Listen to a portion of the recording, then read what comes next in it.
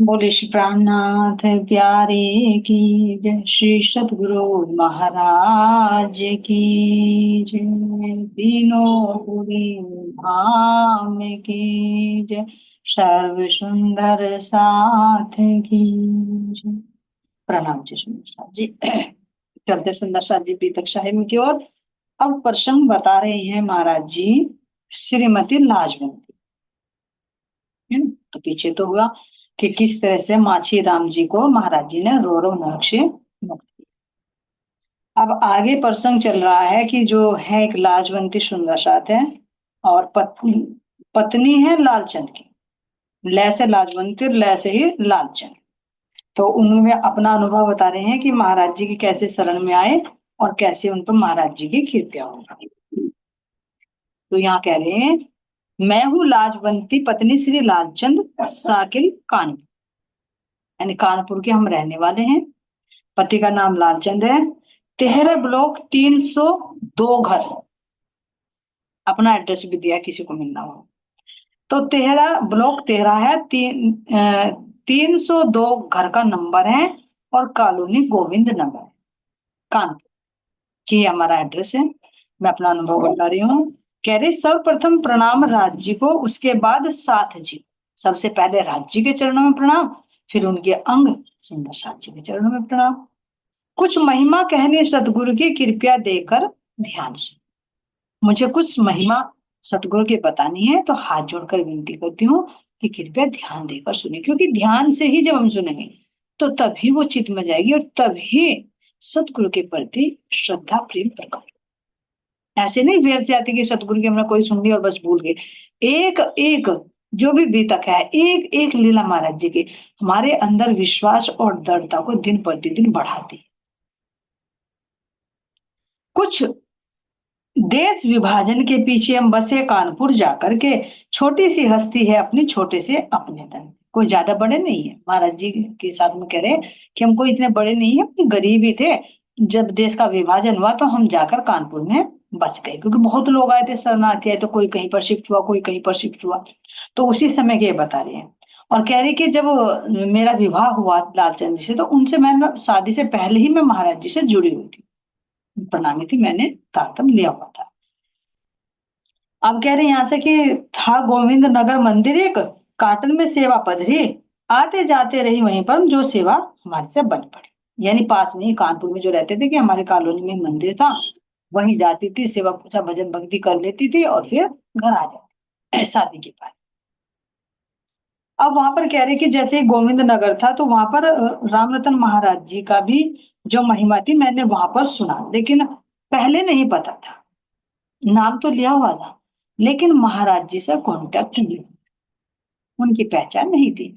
तो जैसे मंदिर में कहा कि वहां महाराज जी की मैंने चर्चा सुनी, तो अंदर ही अंदर मेरे हुआ कि भाई ऐसे महापुरुष से ऐसे से तो मिलना चाहिए। जैसे हम भी देखो नॉर्मली मान लो कोई है और हम चर्चा सुन ले, तो एक इच्छा जरूर होगी भाई उनसे मिलना चाहिए। जब किसी की महिमा सुनी जाएगी, लीलाएं सुनी जाएंगी, तो जरूर दिल में आता है कि एक बार तो जरूर मिलना चाहिए। तो कह रहे कि उनकी चर्चा सुनते सुनते मेरा हृदय गदगद होने लगा और दिल में ये इच्छा होने लगी कि मैं एक बार तो उनके दर्शन जरूर करूं। तो कह रही कि मैं एक बार कानपुर से क्या गई, दिल्ली गई हुई थी। तो वहां पर जाकर मैंने सोचा कि महाराज जी से कैसे मिला जाए, वहां भी इच्छा हुई। जब दिल्ली चली गई तो वहां भी दर्शनों की इच्छा ही लगी रही, लेकिन मन में दुविधा है कि तू जाएगी, पता नहीं बात करे ना करे, कैसे सौभाग्य। वैसे तो महिमा उनकी बहुत सुनी, लेकिन भाई मैं जानती नहीं पहचानती नहीं, वे मुझे नहीं जानते, तो पता नहीं भाई जाना ठीक है या नहीं है। अब मन में दुविधा है। आत्मा कहे चल, मन कहे ना चल। आत्मा कह रही नहीं वो मेरे हैं, मन कह रहा नहीं जान पहचान। कोई जीव तो का तो भी संबंध जुड़ा ही नहीं। भाई जीव का आत्मा का तो अखंड संबंध है, लेकिन जीव का तो जब भी जुड़ते हैं जब मिलते हैं। तो दुविधा सी मन में हो रही है। अब कुछ ना कुछ तो युक्ति लगाते हैं। अब मन नहीं हो रहा इतने दूर जाऊं, रास्ते का नहीं पता, फिर जाऊं तो वहां पता नहीं बात करे ना करे, कैसा रहना कहना सहना। तो ऐसा करूं मैं कि पहले एक पत्र भेज दूं। पत्र पूछ के भाई पता कर लो कि महाराज जी मैं दर्शनों की इच्छुक हूँ, मैं आऊं कि ना आऊं। देखो जीव कितना रोकता है, आत्मा तो बल लगा रही है लेकिन ये जीव रोकता है। तो सोच रही कि मैंने पत्र लिख दिया, और पत्र तो पहला मोबाइल तो नहीं थे भाई, पत्र चलता था, पत्र डाल लिखते थे, फिर तीसरे दिन पहुंचता था, फिर वहां से कब उत्तर भी लिखे, फिर डाले, फिर आए, बहुत लंबा टाइम लग जाता था छोटे उत्तर पाने के लिए भी। तो कह रही कि मैंने पत्र तो भेज दिया, लेकिन कितने दिन हो गए, पत्र का कोई जवाब नहीं आया। अब और बेचैनी हो गई। कुछ तो अंदर था ही कि भाई पता नहीं मेरे कैसे भाग्य है, महाराज जी मिले ना मिले, स्वीकार करे ना करे।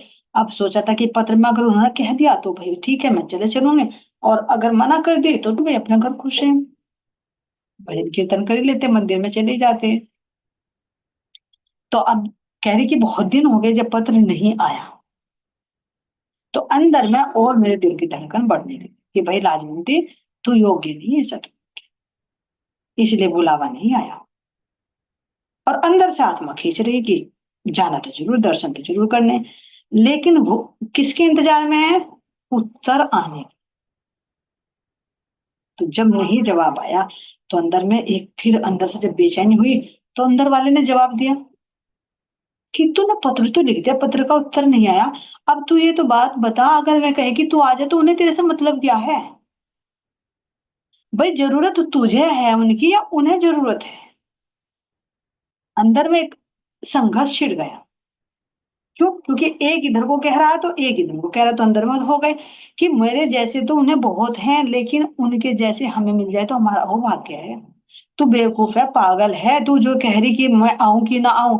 अरे ऐसे के दर पे तो जाकर जबरदस्ती पड़ जाए, जब भी उद्धार हो जाएगा। अंदर से आत्मा झकझोर रही है। अब आखिर में आत्मा की तो जीत होनी है। हाँ, झक मार के बहुत दिन से मंथन करते करते आखिर में उन्होंने प्लान कर ही लिया कि चलो पत्र, जवाब आया नहीं आया, हो सकता है मेरा पत्र पहुंचा ना हो, बीच में भी रुक सकता है। तो तू ऐसा कर, जब तुझे जरूरत है तो चलना ही है, तो तू चल। तो कह रही कि मैंने दिल्ली से फिर शेरपुर के लिए चलने के लिए योजना बना ली।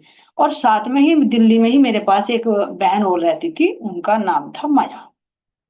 जैसे हमारे भी एक सखी है माया जी, है ना, तो वे भी हाथ पकड़ के, नाम भले ही माया है लेकिन योग माया से पूछे तो धनी से जुगाते हैं, न जाने कितनों को जोड़ देते हैं, है ना। तो माया नहीं कहेंगे, योग माया ही कहेंगे, जो अपने परमात्मा से मिला रही है, माया में नहीं मिला रही। माया में का रूप तो वो होता है जो माया की तरफ को खींचे। तो कह रही कि दिल्ली में ही मेरे पास रहती थी, उनका नाम माया था, और उसने भी नाम ले रखा था। अब मैंने जब उनसे कहा कि भाई एक महाराज जी आते हैं यहाँ पर, और मैंने उनकी मतलब बहुत सुंदर साथ उनकी बहुत प्रशंसा करते हैं, तो दिल में इच्छा आ रही कि चलो एक बार उनके दर्शन करके आए। तो जानकारी निकाली कि भाई रहते तो शेरपुर में उनका आश्रम है, तो चलते वहां पर। अब उन्होंने दोनों ने सलाह मिला कि चल बहन तू चल रही है तो मैं भी चल रही, तो दोनों चलते, लेकिन दोनों ही रास्ते से अनुभवी थे। अब दृढ़ता तो कर ली मन में कि भैया अब तो चलना ही चलना है, जब अंदर वाला झकझोर रहा है तो चलने में ही फायदा है। तो कह रहे कि अब हम चल दिए, लेकिन बारिश बहुत तेज हो रही थी। हम दिल्ली से देवबंद पहुंच गए। कह रहे हम यहाँ पहुंच गए ननौता, यहाँ से दिल्ली से बैठे ट्रेन में, और ननौता हम उतर गए, तो बारिश जो हो रही थी रास्ते में, तो जैसे ही हम स्टेशन पर उतरे बारिश बंद। लेकिन बारिश इतनी तेज हुई थी कि चारों तरफ पानी पानी भर गया। तो कह रहे कि जब ननौते से जब हम उतरे, तो जो ट्रेन से उतरे थे वही में तो सब अपने अपने ठिकाने चले गए। अब हम दोनों, हमारे सिर पर हमारी गठरी, क्योंकि पहले तो क्या करते, जैसे महाराज जी थे कपड़े में ही कपड़ों को बांधा, पोटली बांधी और टांग देते थे, और जो होते तो कोई सिर पर रख लेता था। तो हमारे पास वजन भी इतना, क्योंकि बैग वगैरह तो कम ही कम रहते थे, अब तो बहुत होते रहते, पहले तो वैसे बांध के सिर लेते कि वो पोटली बांध रखी थी और वो हमारे सिर पर। अब हम ट्रेन से तो उतर लेना होता, लेकिन अब रास्ते का पता नहीं कि चले किधर को। अब जैसी सुविधा तो नहीं है कि भाई मोबाइल में खोला ऐप और देख ले कि किस डायरेक्शन में जाना, कहाँ को है, पहले तो पूछना ही पड़ता था। तो सब तो के बारिश तो अपने सब अपने घरों में घुस गए, हम वहीं खड़े रहे, लेकिन पूछा सोचा भाई किसी से पूछा जाए किधर को जाना है। तो जैसे तैसे देखा कि भाई चलो रिक्शा वाले को कर लो या कुछ भी कर लो, तो भैया चारों तरफ जितनी तेज बारिश हुई चारों तरफ पानी पानी भर गया, तो कहीं रास्ता नजर ही नहीं आ रहा। अब कोई रिक्शा वाले को करे, तांगे वाले को करे, तो वो भी तैयार नहीं, कहे भैया बहुत तेज बारिश हो रही, पानी भरा हुआ, हम कहाँ जाएंगे। अब बड़ी मुसीबत आई। अब चले तो चले कैसे, लेकिन जब ठान लिया तो सोचा कि भाई अब तो हम चलेंगे। तो कह रहे हैं यहाँ पर कि जैसे ही हम चले यहाँ से, वहां कोई सवारी भी नहीं मिली। फिर हमने अपना सामान उठा लिया, उठाकर कह रहे कि हम उठाकर सामान को चल दिए किसी से पूछकर कि भैया, उन्होंने कह दिया कि ननौते से तुम इधर को निकल जाओ, रास्ते इधर, लेकिन ले जाने के लिए कोई तैयार नहीं। अब सोचा जब निकल ही लिए भैया अब तो चलेंगे ही, दोनों के सिर पर अपना अपना सामान, और कह रहे कीचड़ में वो गिरते पड़ते भीगते हम चले दिए। कह रहे घंटे बाद हम धक्के खा खा कर एक नाले पे पहुंच गए। उधर ननौते से जब आता है तो नाला वाला पड़ता होगा उधर, तो वहां से कह रहे कि उस हम नाले पर आ गए। और जब देखा कि भैया चारों तरफ पानी भी भरा हुआ है, अभी है कि खेतों में पानी भर जाए, और आसपास में तो नाले में तोड़ भी जाते, तो नाले में भी पानी और आसपास खेतों में भी पानी भरा हुआ, कच्चा रास्ता। अब जाए तो जाए कैसे। कह रहे रो धोकर जैसे भी गिरते पड़ते कीचड़ में सनते बनते हम नाले तक आ ही गए। अब जिधर को देखे तो रास्ता नजर ही नहीं आ रहा। ये देखे सुनना चाहिए, एक सतगुरु के चरणों तक जाने में कितनी बाधाएं आती हैं ये दिखाई दे रहा है। हर एक के अनुभव के अंदर पीछे का सार छिपा हुआ है। अभी शुरू में ही तो देखे, क्या हम सतगुरु से पूछे कि मैं आऊं या ना आऊं? क्या सतगुरु से पूछे कि मैं तारतम लूं या ना लूं? भैया जब हमें भूख लगी है तो हम किसी से पूछते हैं कि मैं खाना ना खाऊं कि ना खाऊं? प्यास लगती है तो पूछते हैं घर वालों से भी कि मैं पानी पीऊं क्या ना पीऊं? पी लेते हैं। जब भूख लगती है खा लेते हैं, चाहे कहीं से भी, चाहे छीन कर ही क्यों ना खानी हो। क्या पूछते हैं, परमिशन लेते हैं कि बताओ? तो फिर ये आत्मा का आहार है, फिर जब इसको अगर भूख लगी है तो पूछने की क्या जरूरत है? फिर तो उनके चरणों में समर्पित होना है, जहां से भी मिले खा लेना है फिर। तो जो हम ये रहे ना कि सतगुरु बुलाएंगे तभी हम जाएंगे। जो एक इंद्रावती जी ने भी अपना अनुभव बताया, उसको फिर उन्होंने अपने आप को बहुत धिक्कारा कि जब वहां से आए थे खेता भाई के यहाँ से, और सतगुरु महाराज जी ने प्रणाम नहीं दी थी, तो उनके अंदर क्या आता कि भैया मैं तो निर्दोष हूँ, इनके कहने पर तो मैं वहां गया, 5 साल में मैं आया और मैंने चोरी भी नहीं की। अभी तो कह रहे थे कि इंद्रावती तेरे अंदर तो कोई विकार नहीं है, और अब मेरे में इतने विकार आ गए, मैंने इनका धन गमन कर लिया, जो मुंह फेर ले मेरी प्रणाम भी नहीं दी। अंदर में एक ईगो खड़ा हो गया कि जब तक आप मुझे नहीं बुलाओगे मैं भी आने वाला।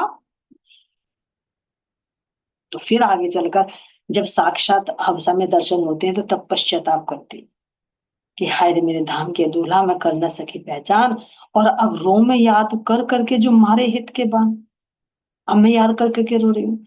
तो तब कहा कि ये भी मेरा एक अहंकार आड़े अड़ गया था। वो मेरा स्वभाव कहाँ चला गया कि जब हम गोपी थे और श्री कृष्ण जी ने हमारे रास में बुलाकर उथले वचन कहे थे, तो हमने कहा था कि हम यही गड्ढा खोद कर मर जाएंगे, लेकिन वापस नहीं जाएंगे। जब नकली पति को नहीं छोड़ सकते तो अपने गुणवान असली पति को क्यों छोड़े? तो वो मेरा स्वभाव कहाँ चला गया, मैं क्यों नहीं वही मर रही? 1 घंटा 2 घंटा 1 महीना 2 महीना वही प्राण छोड़ देती तो सतगुरु इतने कठोर थोड़ी कि ना अपनाते, अपना ही लेते। तो वही तो सिखापन दिया। तो इसी तरह से हमें इससे सिखापन मिल रही कि अगर सतगुरु रूठ जाए और हम सोचे कि नहीं जब तक नहीं बुलाएंगे, तो हमारे अंदर का अहंकार है जो इंद्रावती कह रही कि ऐसा गिनती नहीं पाई। यही शिक्षा इसे मिली कि जो कह रही कि मैंने पत्र लिखा, मैं पूछ वो जाऊं ना जाऊं, तो नहीं, आत्मा गवाही दे रही कि चल, जरूरत उन्हें नहीं है, उन हमारे जैसे तो उनके बहुत हैं, लेकिन जरूरत तो तुझे है पगली, तो तू क्यों ऐसे चरणों को छोड़ रही है? चलते। अब चले भी तो सुंदर साथ जी, बारिश हो रही है, कैसे? ये विकारों की खूब बारिश हो रही है, माया के प्रहार पड़ रही है, बारिश ही तो हो रही है। कोई रास्ता बताने वाला नहीं, क्योंकि कोई बिरला ही पहुंचता है वहां तक, तो बता कौन बताएगा परमात्मा की राह? हटाने वाले हजार मिलेंगे लेकिन बताने वाला कोई एक बिरला मिलेगा कि भैया तू इस रास्ते से चल। कोई सवारी नहीं मिलेगी। बताओ मिली है कि कोई सवारी नहीं? सब साथ छोड़ देते हैं। देखा सुंदर सा जी, जो इतनी मीठी मीठी बातें करते हैं ना, जब जरूरत पड़ती है ना तो सब साथ छोड़ देते हैं, कोई साथ नहीं देता। और इसका भी महाराज जी दिखाते हैं, अनुभव कराते हैं बीच बीच में कि देखो कैसे होता है। अभी का प्रसंग था, मैं एक जगह गई हुई थी, तो वहां अपना वाहन नहीं जुड़ पाया, है ना, कुछ फंक्शन था। उस फंक्शन में सब बहुत मीठी मीठी बातें कर रहे। हाँ भाई बहुत दिन में मिले, बहुत खुश हुई, जैसे जान दे देंगे। लेकिन अंदर बैठी हुई आत्मा देख रही है। कुछ ऐसा इंसिडेंट हुआ, मैं कहा, है तो सब अनजान लेकिन मुंह के संबंध में हुए, संबंध भी निभाते हैं। अब ऐसा ही कारण बन गया, कहने लगे कि भैया चलो, हमें यहाँ तक छोड़ दो। देखा अनुभव। अब देखा जिसके गए हुए थे उसने भी हाथ खड़े, जबकि फोर व्हीलर खड़ी है। दूसरे का कहा उसके भी फोर व्हीलर है, दो दो हैं। उसने भी कहा भाई चाबी नहीं मिल रही, कहाँ है? एक ने कहा गाड़ी बाहर गई हुई है। फिर जो रिश्तेदार थे उनको भी आना था, उनसे पूछा, उनका भी कुछ मूड ऑफ सा हुआ। फिर तीसरे को कहा, जो आकर बीच में से बड़े प्यार से बोला, हाँ जी भैया ठीक हो भाई, बहुत दिन हो गए, मिले, बहुत खुशी हुई। कहा भैया वहां तक चलेंगे। हाँ जी भैया सीट फुल है। मतलब महाराज जी ने कुछ ऐसी ही घटना की कि दिखाया। तो अंदर में फिर विचार आया, भैया एक बात बताए, जब यहाँ तक ही कोई छोड़ने के लिए, साथ देने के लिए तैयार नहीं, जो इतनी मीठी मीठी बात कर रहे हैं, जिन्होंने खुद इनवाइट करके बुलाया, उनके फोर व्हीलर तक खड़ी है, उनके पास 10 मिनट का रास्ते के लिए नहीं है, तो एक बार बता, वहां तक ले जाने वाला तुझे कौन मिलेगा? कान खोल, यहाँ कोई किसी का नहीं है। तो ये देखे, अनुभव हर चीज में कराते हैं महाराज जी। तो महाराज जी ये दिखाना चाह रहे कि किसी को भी कहोगे ना कि यहाँ तक चलना, कोई नहीं जाने वाला, सब हाथ खड़ा कर देंगे, एक उसका सहारा। तो ठीक है भैया, अपना ऑटो पकड़, पैसे दे और निकल यहाँ से, देख ले सब कर। तो ऐसा ये नहीं कि एक हर एक जगह महाराज जी अनुभव कराते, बस देखने की वो दृष्टि चाहिए। और उन्हीं के लिए जिनके लिए हम मनने के लिए तैयार है। वही मीठी मीठी बातें जो करते करते कैसे 1 मिनट में रफू चक्कर हो गया। और जबकि सीट खाली है तब भी देखो, सीट खाली आ रही है वहां तक, तब भी तैयार नहीं है, तो क्यों हुआ ऐसा? महाराज जी को दिखाना था। ये दिखाना था कि जिन पर तू विश्वास करके, जिनको तू अपना समझ कर चल रही है, तेरा कहीं तक भी, न नरक में न स्वर्ग में, पर ना हो तो दूर की बात, कहीं तक साथ देने वाले नहीं है। यहाँ भी बीमार हो जाए तो हाथ जाला, भैया हमारे घर में तो ये काम है, ये काम है, एक दिन के लिए भी फुर्सत नहीं होगी किसी के पास। तो ये दिखा रहे हैं भैया, कोई यहाँ पर तुम्हें अपने साथ में ले जाने वाला नहीं है ना। सुख में तो एक बार वो भी लेंगे, लेकिन दुख में कोई, जरूरत पड़ने पर कोई। और अगर हमारे में फोर व्हीलर है, हाँ चल भाई ठीक है, तो हाँ हाँ, अगर जरूरत पड़ गई तो सब हाथ खड़ा कर। ये देखो, ये अनुभव महाराज जी कराते हैं आत्मिक दृष्टि से देखो। तो ऐसे ही देखो, इस सफर में कौन साथ देगा? कोई नहीं, तो दोनों जो खड़ी है ना, माया जी और लाजवंती, दोनों अकेली है और सिर पर बोझ है। कौन सा सिर पर बोझ? ये हमारे सिर पर हमारे कर्मों का बोझ है। और चारों तरफ ही भवसागर रूपी जल है, इंद्रियों का ये विषय। इंद्र का तो काम है बारिश करना, उन्हीं के तो अंडर में सारे बादल। तो ये बरसात हो रही है इंद्रियों के विषय विकारों के, और सिर पर कर्मों का बोझ है, और बाना महाराज जी को, तो कैसे रुकावट क्यों नहीं है? तो नाला हो या खेत हो, खलियान हो, सब में पानी ही पानी भरा हुआ है।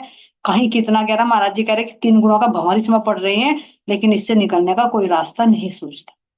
लेकिन कह रहे कि दृढ़ विश्वास जब करके चलेगी, इन बाधाओं को भी तो चीरती हुई चलेगी, तो मैं तेरे साथ तैयार खड़ा हूं, आगे मैं तेरा साथ, मैं हाथ थामूंगा तुम्हारा। तू निकल तो सही एक बार। क्या देवचंद जी, हमारे श्यामा जी नहीं निकले? किसी ने साथ दिया? कोई एक ही नहीं है? बारातियों को आना था, गिन के बता दिया, भैया इतने ऊंट है, इतनी सवारी है, देख तू कैसे चलेगा, तो तेरा हमारा मेल नहीं खाएगा।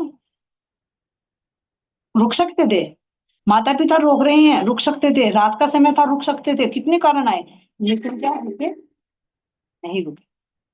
अरे भाई जब जाना ही है तो मुझे क्यों पूछू इनसे?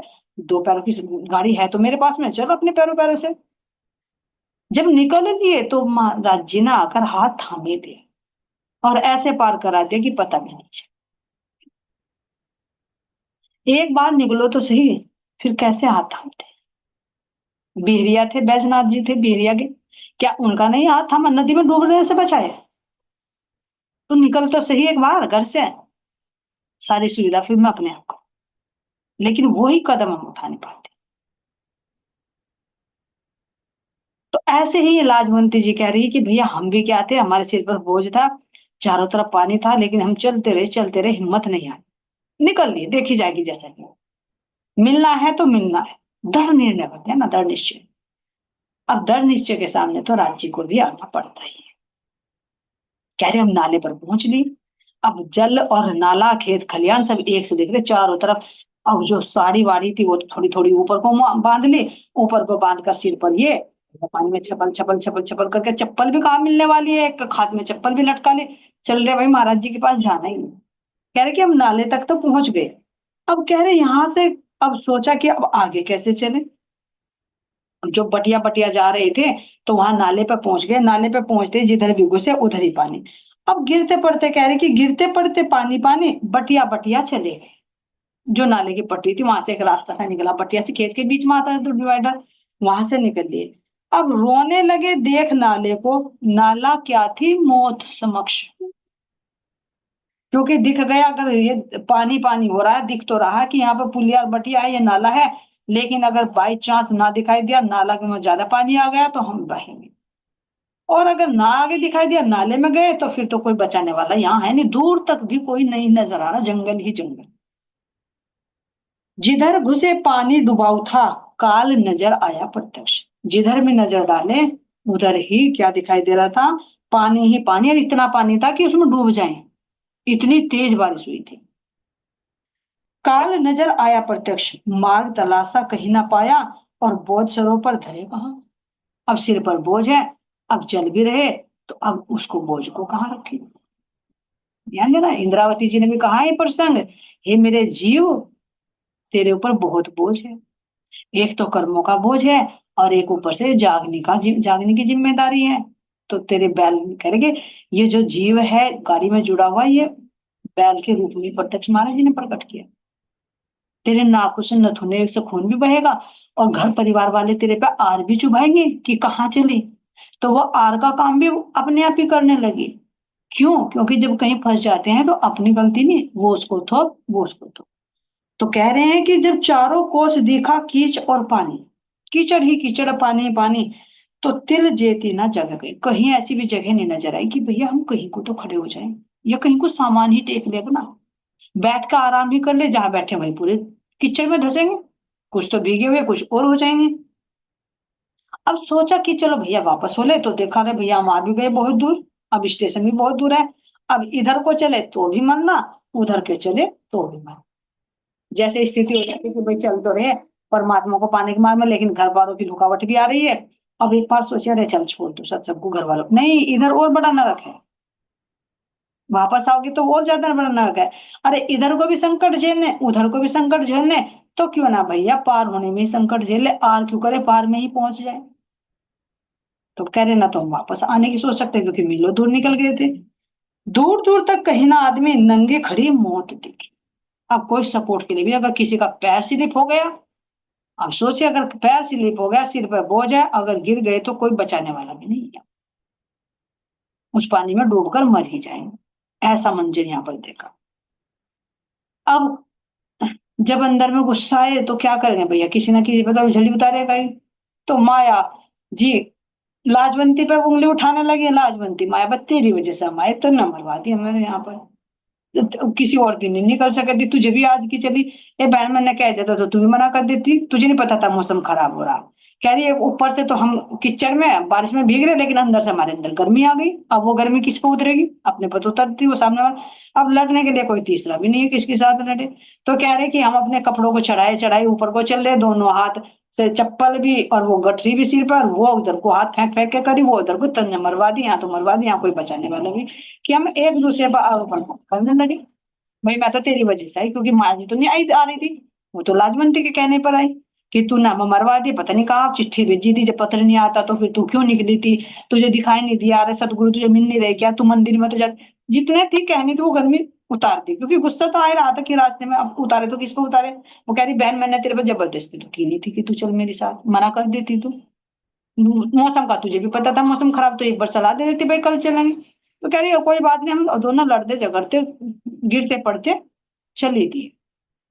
थोड़ी देर में गुस्सा शांत होता ही, क्योंकि तमोगुण का प्रभाव होता है, तो तमोगुण घर फिर जैसे जैसे कहा चले भाई चल, अच्छा अब चुप कर, जो होना था वो तो हो गया, फंस तो दोनों में गए, अब निकलो तो सही, यहाँ लड़ते मिलते रहोगे।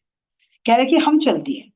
कह रहे इतने में एक लड़का, जब महाराज जी ने देखा कि ये तो लड़ ली, अपने आप ही गर्म हो ली, कहीं एक दूसरे को धक्का दे दिया तो मुड़ जाएगी, और ये जिम्मा पड़ जाएगी, यहाँ कुछ तो लतीपति आई रही है, कुछ और गिर गई तो ये और भारी पड़ जाएगा, तो महाराज जी को आना ही पड़ा। क्योंकि अगर सहन कर रही थी तो ठीक है, तो क्योंकि जब आपस में जब लड़ाई बजती है ना, तो जल्दी महाराज जी प्रकट हो जाते हैं क्यों, नहीं तो ये तो सिर फोड़ गया नहीं यहाँ एक दूसरे का। तो जब देखा कि महाराज जी ने बहुत गर्मा गर्मी हो रही, तो कह रही कि एक लड़का बहुत ही सुंदर है ना, न जाने कहाँ से उदय हुआ, इतने किचन में जो दूर दूर तक हमें कोई नजर नहीं आ रहा था, भरे पानी में, सवाल भी नहीं उठता था कि भाई इतने बारिश में कोई कहाँ से आ जाए। कि कह रही एक बहुत सुंदर गोर वर्ण का लड़का है ना, और ज्यादा नहीं 9-10 साल का, वो बड़ा चिट्टा रहा, लंबाई में भी काफी लंबा, वो प्रकट हुआ। अब जैसे कह रहे कि वो प्रकट हुआ, तो हमने पूछा कि क्या नाला, उन्होंने उसने पूछा क्या नाला उतरोगी बाई, इधर आओ यह है रास्ता। फिर वो लड़का आया और कहा भाई क्या नाला उतरोगे क्या, नाला पार करोगे क्या? मैंने कहा हाँ भाई, ढूंढ तो है नाला कहाँ को है। कहने लगे ये तो रास्ता गलत है, इधर को आ जाओ। कौन सा रास्ता? सुंदर सा जी, जो हमें लड़ते झगड़ते रहते हैं ना, और ये विकारों के नाले में फंसे हुए सिर पर बोझ लिए पड़े, वास्तव में रास्ता गलत ही है। तो उन उस लड़के ने कहा कि ये रास्ता तो तुमने गलत पकड़ लिया, तुम इधर आओ और वो देखो खजूर का पेड़ दिख रहा है ना तुम्हें वो नाके पे, वहां पे पुलिया है, तुम्हें वहां से उतरना पड़ेगा, यहाँ तो तुम गलत आ गए। अब कहाँ आप बेटा ही कहेंगे, क्योंकि 9-10 साल का तो लड़का है, कि हाँ बेटे कह तो तू सही रहा, हम तो बहुत दूर से आते हैं स्टेशन से, आते आते लेकिन कहीं हमें रास्ता नहीं नजर आ रहा। तो उसने जैसे बताया कि तुम मेरे साथ आओ, तो कह रहे कि घुमाकर हमें लेकर गया जहां पर खजूर का नाके पे पेड़ था, वहां लेकर गया। अब उसने कह दिया कि माई तुम ऐसा करना, यहाँ से चले जाओ और ये पुलिया पार करके आगे तुम्हें नहर मिलेगी, ये पुलिया से तो तुम नाला क्रॉस कर लो, फिर आगे तुम्हें नहर मिलेगी, उस नहर की पटरी पटरी होगी बस, और वही तुम्हें वो आश्रम मिल जाएगा। अक्षर भैया बहुत थोड़ी सी हिम्मत पड़ी। क्यों हिम्मत पड़ी? क्योंकि उसने दोनों की गठरी भी अपने सिर पर ले ली कि माई तुम तो थक गए होंगे, लाओ चलो मैं लेकर चलता हूँ, तुम मेरे बस पीछे पीछे आ जाओ, बस तुम्हें यहाँ तक छोड़ देता हूँ मैं, नाला तो बह ही रहा है, नाले की पट्टी पट्टी जाकर जो बटिया बटिया होली थी, वो नाले की पट्टी तो छोड़ दी, क्योंकि पानी पानी भरा हुआ था, तो बटिया बटिया होकर नाले से अलग होली। तो वे वापस उस बटिया पर से घुमा के जो जंगलों में चले गए थे, नाले पर लाए, और नाले पर लाकर कह दे कि ये पुलिया दिखाई दे रही, इसे क्रॉस करके आगे जाओगे तो नहर मिलेगी, और उस नहर की तुम पटरी पटरी बोलियो तो वहां आश्रम में पहुंच जाओगे। तो कह रहे कि जब हम उसके पीछे पीछे बोलिए हमें बहुत सुकून मिला, अरे भाई, अरे बेटा जीता रहे, भगवान तेरी लंबी आयु करे, हम तो मर गए थे, इसने मरवा दिए थे यहाँ लाजवंती ने लाके, देखिए अब तो कुछ आंतों को भी आराम मिला है, हम थक गए थे, सिर पर भी वजन हो गया, अब चल दे किच्चर किच्चर में, कह रहे कि कुछ आराम मिला वहां पर आकर। और जैसे ही देखा कि भैया एक दिन भर कर आता है, भैया इतनी मुसीबत में आके से लड़के ने काम करा, अब कुछ देने के लिए था ही नहीं, आप आपस में सलाह मिलाई, इसने हमारे इतना काम किया, कुछ पैसे तो दे दे इसे। हमारी रिक्शा वाला तो वहां से मिला नहीं, तो पैसे ही दे दे। दोनों ने सलाह मिला, कहा हाँ चल, पोटली तो इसके पास है, तेरी जेब में पड़ा, अखा देखू तो चाहिए, अखा है पैसे, चलो थोड़े पैसे दे दे। अब इतने में पैसे निकाल कर जो देने के लिए मुड़ी, तो देखे तो सामान तो उसने पहले ही पकड़ा दिया था, तो वहां तो वो लड़का है ही नहीं। तो कौन है इसमें? ये महाराज जी ही आए हैं, कोई और नहीं आ सकता इस भव सागर से निकालने के लिए। और जो हम गलत रास्तों पर जा रहे थे, क्या हम नहीं जा रहे थे? सुन, कभी नरक के रास्तों पर, कभी स्वर्ग के रास्तों पर, कभी कहीं लोटा उठाए फिरे थे रहते थे, है ना? तो ये महाराज जी ने तो बताया भाई जा तो रहे, मेहनत तो तुम कर रहे हो, घर से तो निकल लिए, है ना, लेकिन ना ये रास्ता गलत पकड़ लिया। तुम तो परम धाम के रहने वाले, परम धाम की राह पर चलो, इधर से नहीं जाना तुम्हें। ये नाला छोड़ो जो गंदगी का नाला भरा हुआ है, वो परम धाम की नहर पकड़ो, जो ब्रह्म ज्ञान रूपी नहर, ये बहरी जमुना जीवानी में, इसको पकड़ो तो तुम्हें आगे रास्ता खुद ब खुद नजर आ जाएगा। तो जैसे कहे कि हमने पैसे देना चाहा, तो वो तो अंतर ध्यान हो गई, लेकिन खुशी बहुत ही रहा। तो अंदर में विश्वास आ गया कि भाई हो ना हो सतगुरु की मेहर। अंदर से आत्मा पुकार कर लेती, पहचान कर लेती। क्या देवचंद जी ने पहचान नहीं की थी? लेकिन कब होती है? जब वो अंतर ध्यान हो जाते हैं। बाहर में देखा कि अरे है था कौन, भैया उसे कैसे पता था कि तेरे पिताजी कैसे हैं, वहां का राजा कौन है, वो कैसे ऋषि रेगिस्तान में आया और कैसे मुझे पार करा के चला गया। अच्छा फिर सोचा, अच्छा तो ये तो बताओ उसे पता कैसे चला मेरे पेट में दर्द, मैंने तो बताया ही नहीं था। भाई चलो मान लीजिए कोई आदमी हो सकता है भाई बता दे मैंने वहां से आया हूँ ऐसे आया हूँ, लेकिन पेट के दर्द का कैसे पता चला? जो उसने पूछा कि पेट में दर्द है, लेट नीचे अब कुछ कम हुआ क्या, तो समझ गए वो ना हो ये भी। तो आत्मा गवाही जरूर दे देती है, लेकिन इतने में तो कब देते, कब होश आते हैं, जब मैं करके काम चले भी जाते हैं, तब होश आते हैं। तो ऐसे ही इन्होंने जब वो अंतर ध्यान हो गए, तो लगा कि हो ना हो है महाराज जी हमें बचाने के लिए आए, जो हम इस पानी में डूब रहे। तो सुंदर साहब जी वास्तव में किसी भी रूप में, किसी भी रूप में हो, मेरे सतगुरु ने ही मेरा हाथ थामा है, ये हमें विश्वास होना चाहिए। तन चाहे कैसा भी हो। क्या उसी रूप में आए महाराज जी? लड़के के रूप में आए, सुंदर गौरवन के रूप में। तो किसी भी, ये कहे कि हमारे गुरुजनों के रूप में, कोई भी संत महात्मा के अंदर जो बैठे हुए हैं, हमें वास्ता दिखाने से, वो मेरे सतगुरु के अलावा, मेरे धाम धन के अलावा कोई और नहीं हो सकता। तो इसीलिए तो कहते तन पर मत जाओ, वे जना कितने तन पल भर में धारण कर ले, है अंदर बोलने वाले मेरे सतगुरु महाराज जी। तो कह रहे हैं जैसे हम मुड़े तो वे तो अंतर ध्यान हो गए। अब यहाँ कह रहे कि जैसे उन्होंने बताया था तो हमने वो पुलिया पार की, और पुलिया पार करते ही हम नहर की पटरी पर आ गए जो पानी से थोड़ी ऊपर थी। यानी और जगह तो पानी भरा हुआ था, नहर की पटरी ऊंची होती है, जैसे हमारी जमुना जी की पटरी है, पाल है, ऊंची है जल से भी। तो कह रहे जब वहां आए तो हमें थोड़ी सी फुर्सत मिली, तो कह रहे बहन थोड़ी देर रुक जाइए, सूखा मिल गया, यहाँ थोड़ी सी देर आराम करेंगे।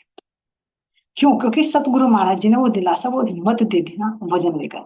तो कह रहे कि पेड़ के नीचे हम थोड़ी सी देर बैठ गए, बहुत आराम किया, और आराम करके तब हम आगे को बढ़े। 1 घंटे के लिए हमने आराम किया और फिर हम वहां से चल पड़े। अब अंदर अंदर हमें कह रहे कि पता नहीं भाई किस शायद में हम निकले घर से, किस करनी का ये फल है। आज तो बड़े बड़े मारे गए हम, पता नहीं कौन सी करनी हमारे सामने आई, और आज किस, ये कहते हैं ना कि आम सी बात है, अरे पता नहीं किस घड़ी में हम घर से निकले थे, पता नहीं किसका मुंह देखा था, है ना, जो हम घर से निकले। तो ऐसे कहते कहते अपने आप को कोसते कोसते हम राज राज करते जाते, हम बैठ बैठ मंजिल ना मिली।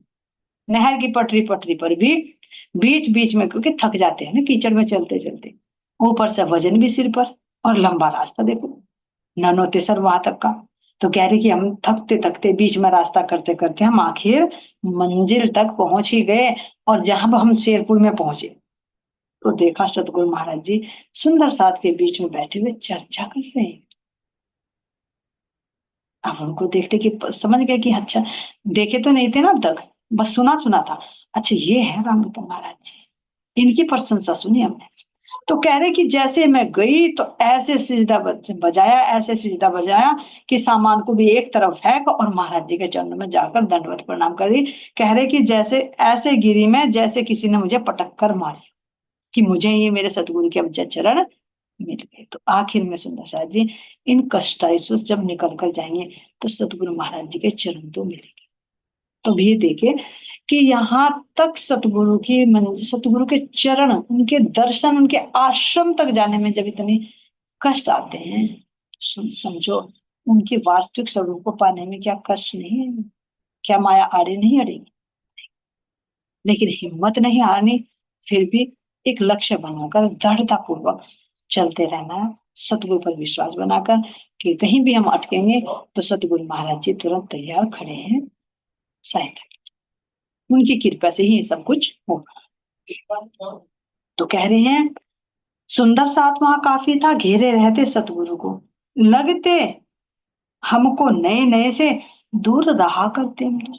शुरू में तो चरणों में प्रणाम कर लिया, लेकिन फिर जब उठे देखा तो अभी अनजान थे, सुंदर साथ से भी अनजान, सतगुरु महाराज जी से भी अनजान। एकदम तो परिचित नहीं हुआ जाता, थोड़ा टाइम लगता है। भले ही आत्मा का संबंध है लेकिन थोड़ा टाइम जरूर लगता है। तो कह रहे कि सुंदर साथ तो सतगुरु महाराज जी के साथ घूमते रहते थे, बातें करते रहते थे, लेकिन वो थोड़ी सी अलग थलग रहती थी क्योंकि अभी इतना इंट्रोडक्शन नहीं था। और बीच में भी बातें तो उनसे की जाती है जो थोड़ा सा जिससे जान पहचान हो। तो कह रहे कि मैं अलग अलग रहती। कभी कह रहे हैं मध्य साथ सतगुरु के होते, हम एक और बैठे रोते, और कहीं कभी कहीं तो कभी कहीं हो 4 रोज बीते। अब बीमारी क्या लग गई थी इनको? रोने की। कैसे रोने की? देखो खुद फीलिंग करो, मान लीजिए कहीं हम अनजान जगह चले जाए, आश्रम में, वहां के सुंदर साथ से भी अनुभवी को, और जो वहां के भाई मेन हेड है उनसे भी हम पूछे, तो सब तो हम बात करते रहेंगे लेकिन हम अलग अलग रहेंगे। तो क्या करे कि मुझे रोना आता रहा, कभी कहीं बैठ जाती, कभी कहीं बैठ जाती, बैठ बैठ कर बस रोना ही रोना मुझे रहता, दिन रात रोना ही रोना लगा रहता। और सुंदर साथ सतगुरु महाराज जी के साथ आनंद की लीलाई करते। तो रोते रोते मेरा 4 दिन का समय बीत ही गया। अब एक दिन कह रहे कि जब मैं बैठी रो रही थी संतो माई ने मुझे देख लिया, जब मैं रो रही, तो महाराज जी से बोले कि महाराज जी ये तो हमारे आश्रम का नियम नहीं है कि किसी सुंदर साथ को रुला रुला कर उसका स्वागत किया जाए। क्यों? अब महाराज जी नहीं बोले हमारे यहाँ तो ऐसा नियम नहीं, हम तो सुंदर साथ को बड़े प्यार से रखते हैं, और एक सुंदर साथ ऐसा है जहाँ देखे भी रोता रहता, जहाँ देखे भी रोता रहता। तो ये सोच रही संतो माई कि महाराज जी को नहीं पता।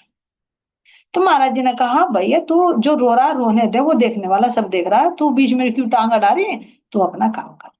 तो महाराज जी ने इतना कहेगा संतो माई को भेज दिया। अब सुंदर सास जी कैसे इनका रोना होता है, क्या महाराज जी के साथ में लीलाएं होती हैं, रोती रोती रहती है, तो उनका रोना महाराज जी कैसे बंद करते हैं, वो कल सुनेंगे। आज के लिए इतने। सुंदर सास जी, कोई त्रुटि हो तो माफ करते रहना।